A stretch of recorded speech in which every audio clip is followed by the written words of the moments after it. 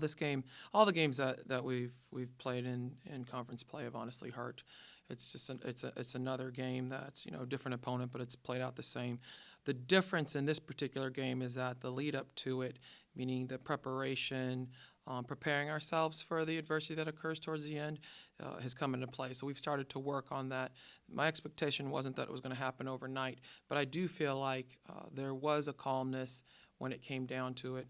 There are a couple times maybe we were still a little stressed out and it created some chaos, but there was less of that. So, all coaches like to say they don't believe in silver linings. In this case, I do appreciate the fact that I do see some improvement, and I think that's really important as we move forward because now we have to go on the road. Regardless of who the opponent is, what their record is, whether home, whether away, this is something that we've recognized that we need to work on, and that's just our finishes there towards the end. And in this particular game, I can point to 4 or 5 different times where I really felt like we did a good job. It's just those 2 or 3 times that I was like, dang, that was the one we needed to get. But that's still better than what, potentially we've had in the past where it would be, 6 things in a row there towards the end that we weren't able to complete and finish. And we are going to get there. I just know it. This team is just way too talented in a lot of different areas. We've got 2 good seniors, on this team. We've got a lot of youth who I think they're growing and getting better. And so I've got to believe that we're going to turn the corner. Coach, you mentioned you guys have been working on putting yourself more in adverse situations in the preparation part of it. What do you work on specifically? Things that throw the team off balance in practice. So there's a lot of different things you can do. Something that they're accustomed to now, you change it, and you're talking specifically scheme-wise.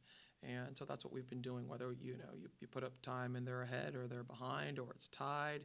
You don't have timeouts. You do have timeouts.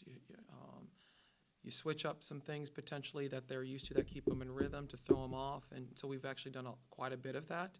And then their ability to be able to work and communicate through it is really important because a lot of times it's loud and there's a lot of anxiety that's created at times. So creating that environment even more so, tenfold, honestly, in practice is what's going to get us to a place where we're able to play with some calm. And when we start really just kicking butt in that area in practice, I'll be extremely confident that this team is, ready to roll in these situations. Chelsea, you came in really hot in the first half there. What was going through your mind when you went on that big run? Just play. I didn't want to think about it. Took my time. I was patient, so that's why I was making it. Chelsea, how are you finding those open looks inside? In practice, we've been working on sealing hard, going up strong. So I just took what we learned from practice and applied it to the game. What's your go-to post move? Hook shot. Bailey, that first half you guys really got going. What was working well for the team in general?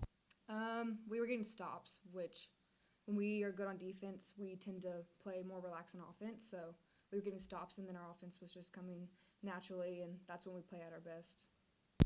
Why do you feel like things kind of turned around with the press there?